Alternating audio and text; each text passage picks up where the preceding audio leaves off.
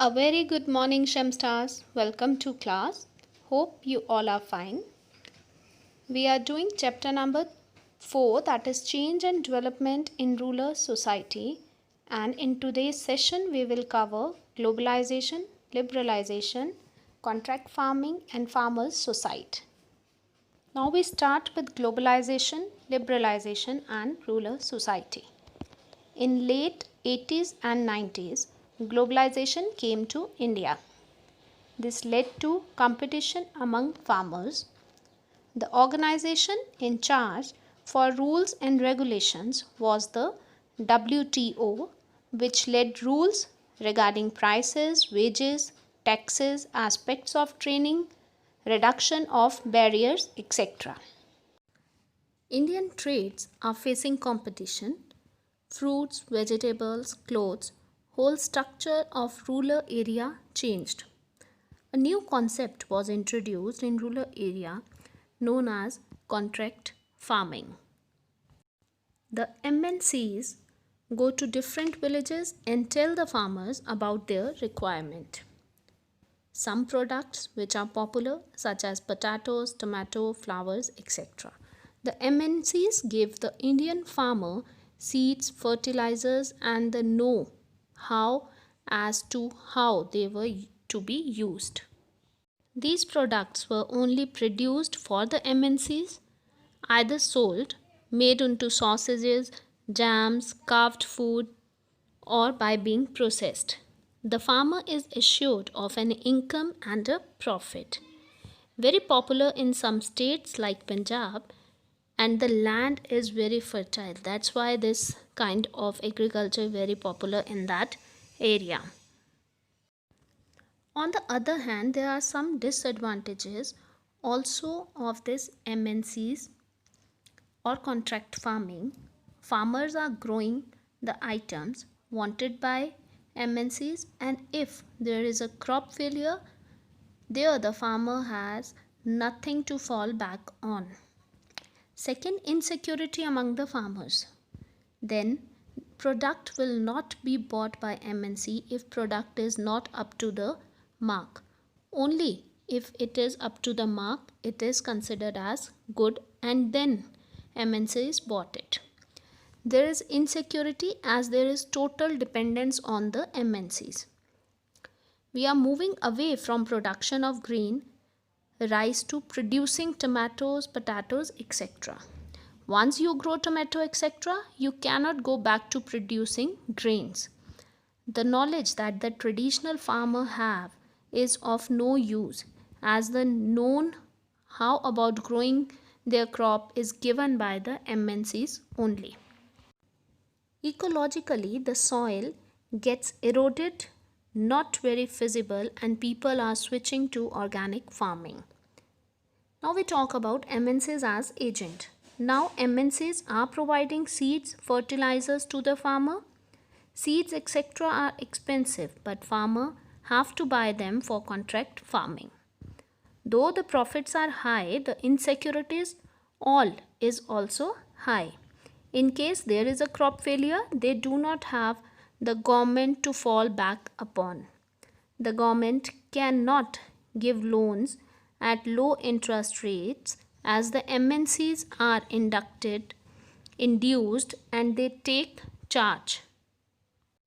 Here I want to clear the concept of contract farming. It is a deal between farmers and companies. It is done by farmers who enter into a contract with companies that provide assistance to the farmer for growing the crop that they will purchase. Means it is a contract between the farmer and the companies. That's why it is known as contract farming. One more word I want to clear here, that is support price. The meaning of it is that minimum procuring price of agricultural product declared by the government for the particular year is called the support price. After this, now we talk about farmer suicide, that is small and marginal. Reasons for that: the Green Revolution built Small and marginal farmers wanted to increase productivity by increasing the use of advanced technology, including tillers, tractors, etc. Unfortunately, they may be a setback due to many reasons which can lead to farmers' suicide. Here, one question arises in the mind that why do farmers commit suicide? For that, the answer is that farmers have been committing suicides because they fail to pay back the heavy loans they take for improving their production. Some of the factors behind farmers' suicide: first, withdrawal of subsidies and support price by government from farmers. I had told you that support price is the minimum procuring price of agricultural product declared by the government for a particular year.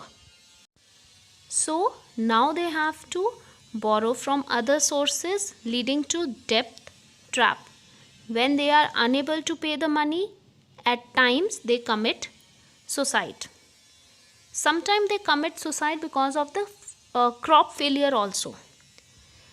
The factors are natural or manual failures also, droughts, heavy rains, insecticides, etc. Totally dependent on the market. When there is a crop failure, they have nothing to fall back on insecurity. Besides production cost, there are other expenditure to be incurred. Education, dowry, medical care, etc. all lead to a suicide of a farmer who can't able to give back the money. Now there is a statement that farmer suicides have become matrix event. We will discuss the statement. The statement means a range of factors together to form an event. Many of the farmers who have committed suicide were marginal farmers who were attempting to increase their productivity, primarily by practicing green revolution methods. Undertaking such productions means facing several risks. That is, the cost of production has increased tremendously due to a decrease in agricultural subsidies. The markets are not stable, and many farmers borrow heavily in order to invest in expensive inputs and improve their production.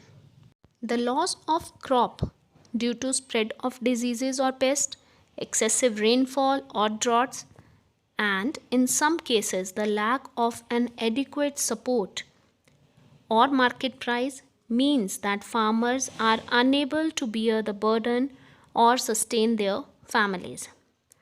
Such distress is compounded by the changing culture in rural areas in which increased incomes are required for marriages, dowries, and to sustain new activities such as education, medical care, etc. That's all for today. Thank you, Shemstars. You can drop your queries on the Google Classroom. Take care.